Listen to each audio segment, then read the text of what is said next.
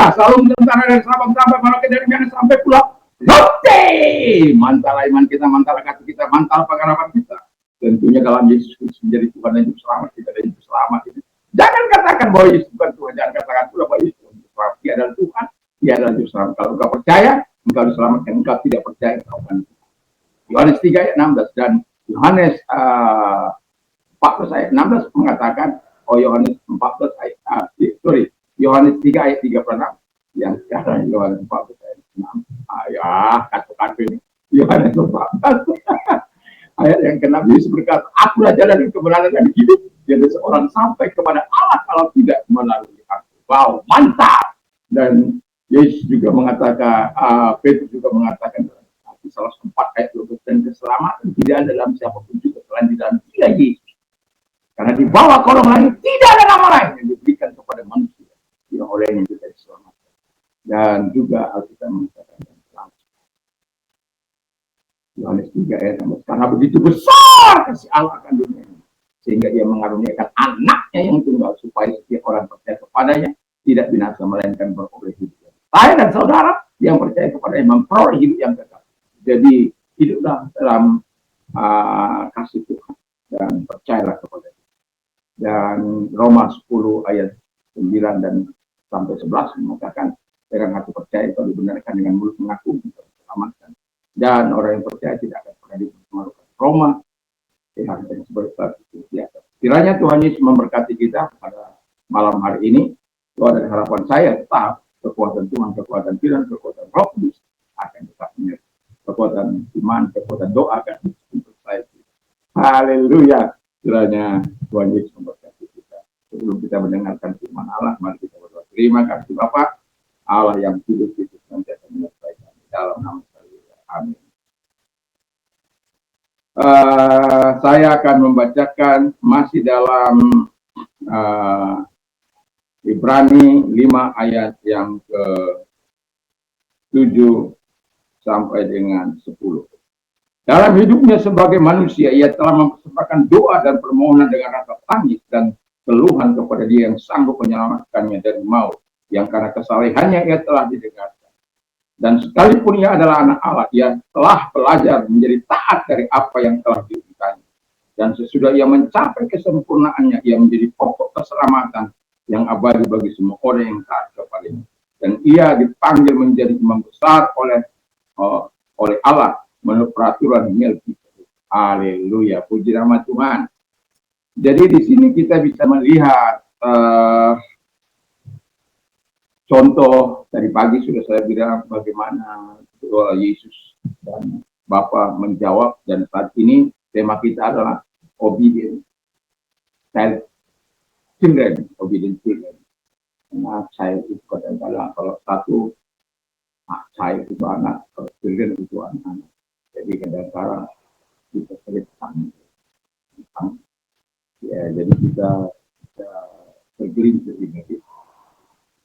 Nah, dalam ini dari pembacaan ini saya menyorot bukan tentang Yesus, tetapi tentang kita yang meniru Tuhan.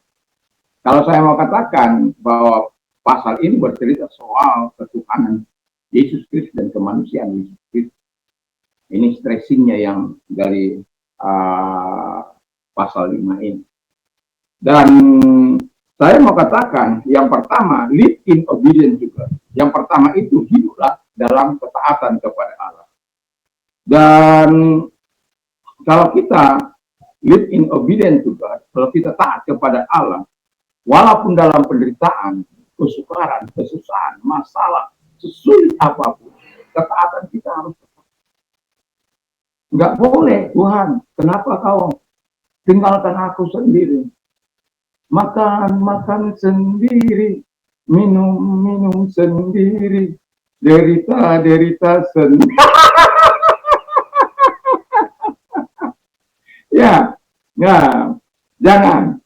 Janganlah ya.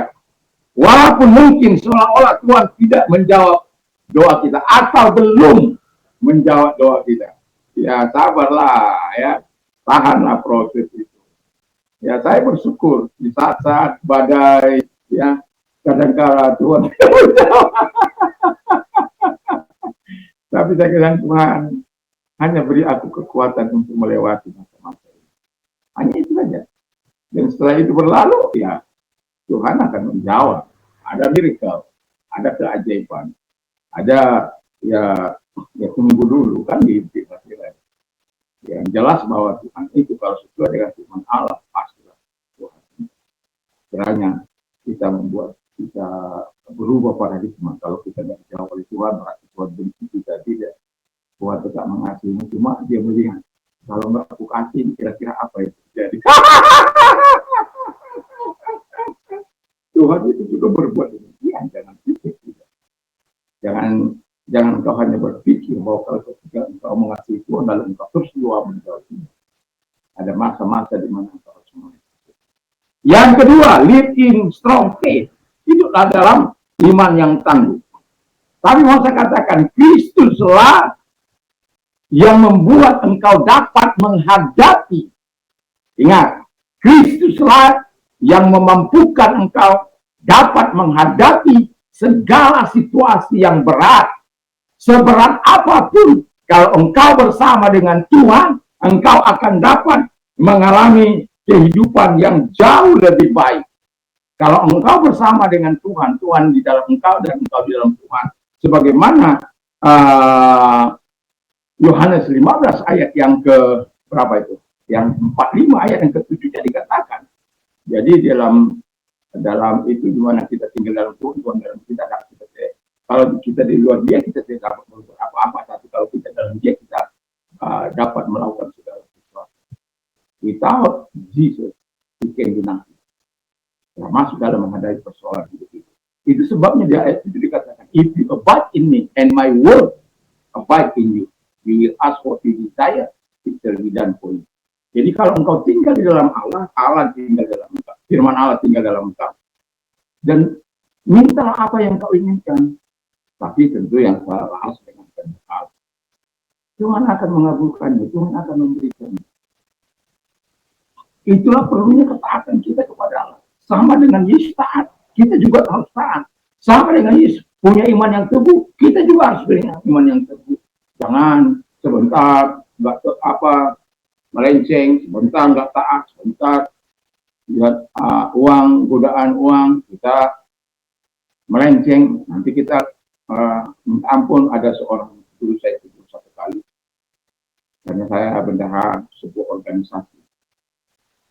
Lalu kemudian saya mengatakan meminta pertanggungjawaban soal keuangan itu, karena bagaimanapun saya kan harus bertanggung jawab di akhir tugas. Dan dia tidak menggunakan sebagaimana dia makan sendiri.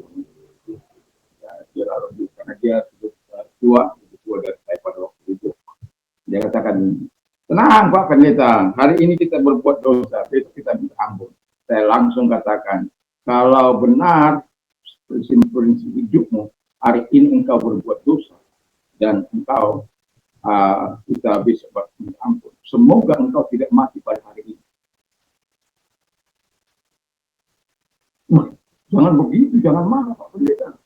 Loh, tidak, karena prinsip itu berbahaya. Kalau ada orang punya prinsip, hari ini kita berbuat dosa, besok minta ampun. Semoga dia tidak mati hari ini. Semoga dia matinya besok setelah minta ampun. Bukan berarti saya mengikuti itu, tidak. Saya tidak ingin kehilangan nyawanya.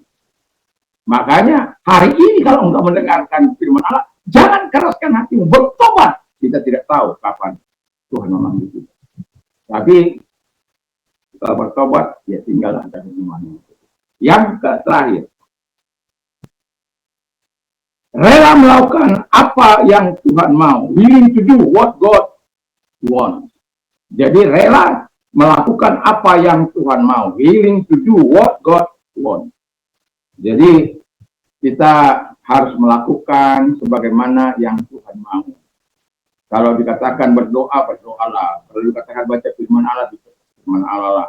Kalau dikatakan berbagi, berbagilah. Kalau dikatakan kasih saudaramu, kasihilah. Kalau Tuhan mengatakan hiduplah dalam takut akan Tuhan, hiduplah dalam takut akan Tuhan. Dan kalau Tuhan katakan taruh firman Allah dalam hatimu, taruhlah firman Allah itu dalam hati kita. Kalau Tuhan katakan kepada kita, sayangi saudara-saudaramu seiman, sayangilah. Sayangilah saudara-saudaramu sekandung, sayangilah. Sayangi bapak ibumu, sayangilah. Hiduplah rukun satu dengan yang lain, hiduplah rukun. Ada banyak firman Allah yang bisa kita lakukan dalam hidup ini. Itu sebabnya willing to do what God's word. Jadi saya berharap kita melakukan apa yang Tuhan mau di dalam ketaatan sebagai anak Allah. Tuhan pasti, ini yang Anda perlu pegang, Tuhan pasti merespon ketaatan anak-anaknya. Dengan respon apa? Menolong engkau, membela engkau, melindungi engkau, mengasihi engkau sepanjang umur. Tuhan Yesus memberkati, mari kita berdoa. Terima kasih Tuhan, terima kasih, biarlah kami hidup dalam ketaatan kepada dalam nama Yesus. Kalau engkau sakit, apapun sakit penyakit ini, percaya bahwa Yesus mampu menolong engkau. Kalau engkau orangnya, mari arahkan tangan kepada Tuhan, kita berdoa.